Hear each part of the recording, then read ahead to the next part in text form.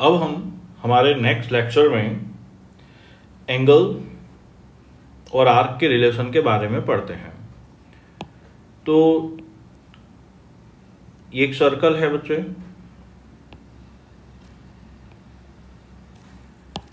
ये वाला लेंथ इस सर्कल का आर्क, ये रेडियस और ये है एंगल।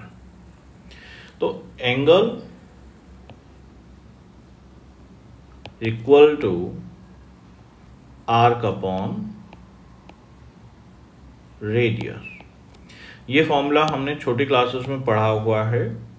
अब यहाँ पे हमें एक इम्पॉर्टेंट चीज ये ध्यान रखनी है कि इस फॉर्मूले का लिमिटेशन क्या है। इम्पॉर्टेंट, ये फॉर्मूला केवल तभी एप्लीकेबल होगा जब एंगल रेडियन में हो। तो हम हमारे लेक्चर को आगे कंटिन्यू करते हैं। मान लीजिए हमें एक क्वेश्चन दिया गया है कि एक सर्कल है, उसमें ये एंगल सपोज 30 डिग्री है और लेंथ ऑफ आर्क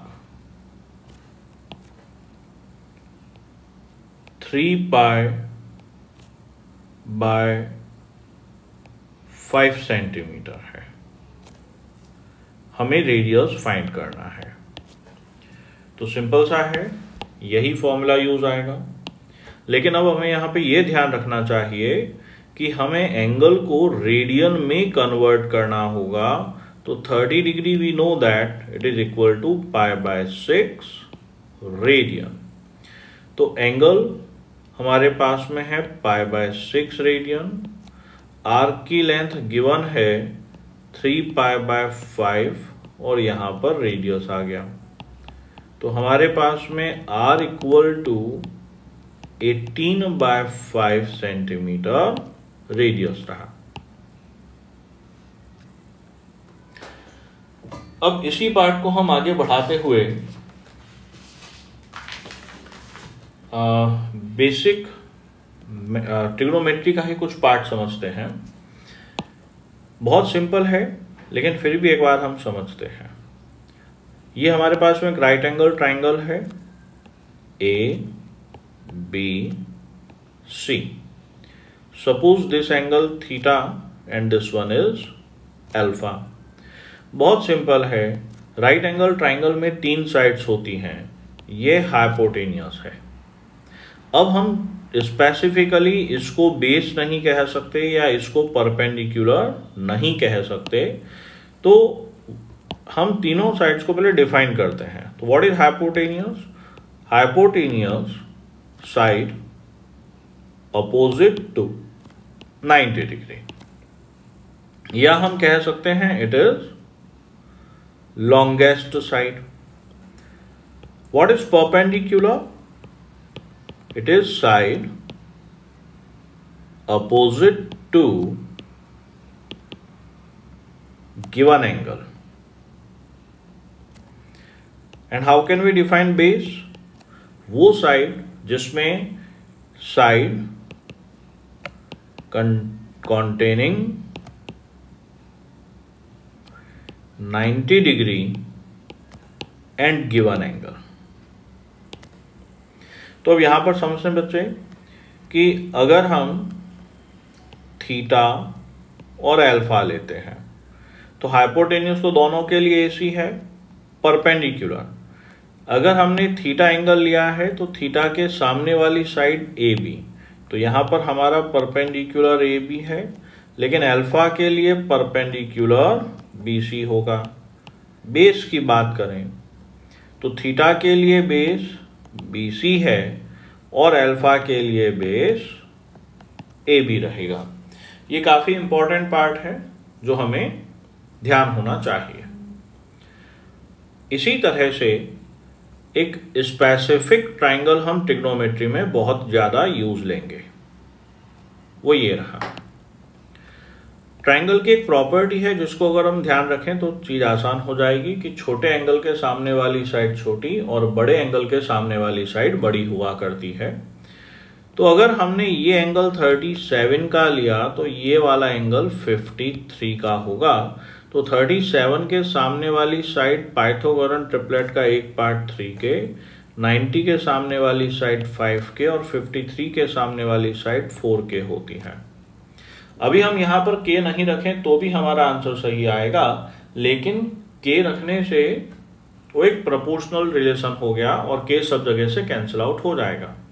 तो हम यहाँ पे समझ सकते हैं कि अगर हमने sin 37 लिया तो sin 37 that is perpendicular by hypotenuse. cos 37 लेंगे तो वो हमारे पास में बेस अपॉन हाइपोटेन्यूस हो गया। इसी तरह से कुछ और एंगल्स का भी ट्रायंगल हम यूज लेते हैं, काफी अच्छा है वो पार्ट। सपोज हमने 16 डिग्री लिया तो फिर ये हमारे पास में 64 डिग्री होगा। तो ये 7, 25 एंड 24 एक ये ट्रायंगल भी होता है। अगर हमें कभी 16 और 64 का पूछा जाए तो हम इससे फाइंड कर सकते हैं ना। अब हम क्वाड्रेंट और उसमें बनने वाले एंगल्स के बारे में देखेंगे। हमने ये पढ़ा था, समझा था कि किसी प्लेन को दो परपेंडिकुलर एक्सिस की मदद से 4 क्वाड्रेंट्स में बांटा जाता है। अगर ये क्वाड्रेंट की लाइन 0 डिग्री है तो ये 90 डिग्री होगी, ये 180 डिग्री, ये 270 डिग्री और ये वाला 360 डिग्री। ये हमारा एक राउंड कंप्लीट हो गया। तो फर्स्ट क्वाड्रेंट में, ये वाले फर्स्ट क्वाड्रेंट में एंगल 90 से छोटा है और 0 से बड़ा है। सेकेंड क्वाड्रेंट में angle theta is greater than 90 and less than 180। Third में एंगल 180 से बड़ा है, 270 से छोटा है और फोर्थ में हम लेंगे कि एंगल 270 से बड़ा और 360 से छोटा है। तो अब हम अगर इसको एंगल्स की टर्म्स में लिखना चाहें तो फर्स्ट क्वाड्रेंट में अगर एंगल है तो या तो हम उसे थीटा लेंगे या फिर 90 माइनस थीटा। सेकेंड क्वाड्रेंट के एंगल को हम 90 प्लस थीटा या 180 माइनस थीटा लेंगे। थर्ड क्वाड्रेंट के एंगल को हम 180 प्लस थीटा या 270 माइनस थीटा लेंगे और फोर्थ क्वाड्रेंट के एंगल को हम 270 प्लस थीटा या 360 माइनस थीटा लेंगे। अब हम अगर एक राउंड कंप्लीट करके वापस फर्स्ट क्वाड्रेंट में जाते हैं तो वो एंगल हमारे लिए 360 प्लस थीटा होगा। अब यहां पर हमें समझना है कि अगर हमने रेफरेंस लाइन से एंटी क्लॉकवाइज डायरेक्शन को पॉजिटिव कंसीडर किया है तो रेफरेंस लाइन से क्लॉकवाइज डायरेक्शन को हम नेगेटिव लेंगे। तो अगर हम क्लॉकवाइज डायरेक्शन में एंगल मेजर करते तो हम माइनस थीटा लेते, जो कि हमारा फोर्थ क्वाड्रेंट में आएगा। इसी तरह से आगे कॉन्सेप्ट समझने के लिए एक पार्ट हम और समझते हैं कि ये एक्स एक्सिस वाई एक्सिस अगर हम लें तो फर्स्ट क्वाड्रेंट में एक्स और वाई दोनों पॉजिटिव होते हैं। सेकेंड क्वाड्रेंट में एक्स नेगेटिव, वाई पॉजिटिव होता है। थर्ड क्वाड्रेंट में एक्स और वाई दोनों नेगेटिव हुए और फोर्थ क्वाड्रेंट में एक्स पॉजिटिव रहा और वाई नेगेटिव। अब हम ये समझेंगे कि किस क्वाड्रेंट में कौन से ट्रिग्नोमेट्रिक रेशियो का रिजल्ट पॉजिटिव रहता है। वैसे इस चीज को हम काफी आसान फॉर्मूले से रट सकते हैं, जो कि है ASTC। ठीक है, लेकिन हम इसको समझते हैं क्योंकि ये चीज बहुत आसान है समझना। तो जो चीज समझी जा सके उसे न रटें। सपोज ये हमारे पास एक सर्कल है इस तरह से, ये हमने एक पॉइंट लिया, पॉइंट P, जिसके कोऑर्डिनेट्स x, y है। ये रेडियस होगा सर्कल का, सपोज ये वाला एंगल थीटा है। अब इस पॉइंट के कोऑर्डिनेट्स अगर x, y हैं तो ये डिस्टेंस x है और ये y।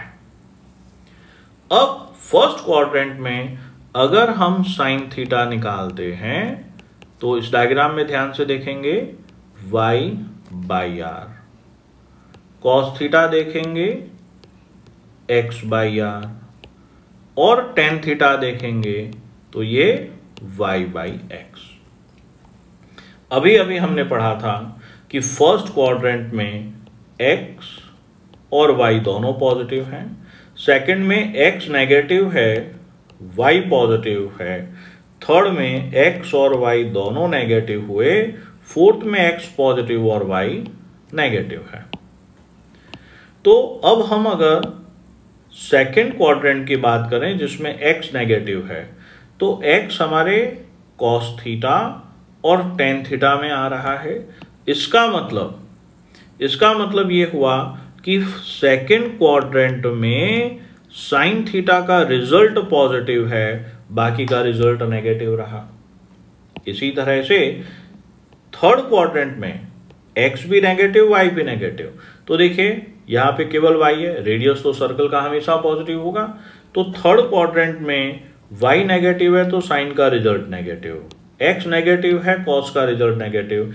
यहां पर y और x दोनों इन्वॉल्व हो रहे हैं, इसलिए थर्ड क्वाड्रेंट में टेन थीटा का रिजल्ट पॉजिटिव है। अब हमने देखा फोर्थ क्वाड्रेंट में केवल y नेगेटिव है, तो y हमारे पास में साइन थीटा और यहां टेन थीटा में आया। तो अब यहां से हमें क्लियर है कि फोर्थ क्वाड्रेंट में कॉस थीटा का रिजल्ट पॉजिटिव होगा। तो इसी चीज को ध्यान रखने के लिए हमने रटने का सहारा ले लिया था, लेकिन आई थिंक अब हमें रटने की जरूरत नहीं है। फर्स्ट क्वाड्रेंट में all trigonometric ratios positive, second quadrant में साइन थीटा का रिजल्ट और कॉसेक थीटा का रिजल्ट पॉजिटिव, थर्ड क्वाड्रेंट में टेन थीटा और रेसिप्रोकल का रिजल्ट पॉजिटिव, और फोर्थ क्वाड्रेंट में कॉस थीटा और उसके रेसिप्रोकल का रिजल्ट पॉजिटिव, जो हमें ASTC करके रटा दिया जाता है। अब हमें रटने की जरूरत नहीं क्योंकि अब हम इसे समझ चुके हैं। तो इसके नेक्स्ट लेक्चर में हम एलाइड एंगल्स के बारे में पढ़ेंगे।